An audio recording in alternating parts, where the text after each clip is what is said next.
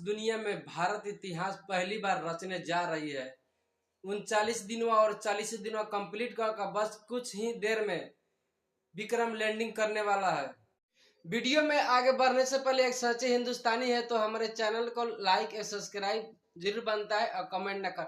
और आपको बता दें कि 6 बजे शाम में चंद्रयान 3 लैंडिंग करने वाला है और भारत पहली ऐसा देश बन जाएगा जो 40 दिन में कंप्लीट और सही तरीका से और सही समय पे वो लैंडिंग कर पाएगा और एक शक्तिशाली भारत बनने जा रहा है। आप सभी इसी तरह चंद्रयान 3 का सफल होने में सहयोग कीजिए।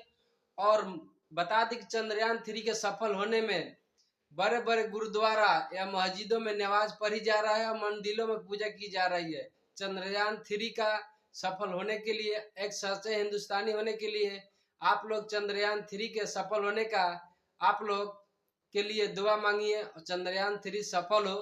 तो आप लोग देखते रहिए। इसी तरह भारत पहली बार इतिहास रचने जा रही है।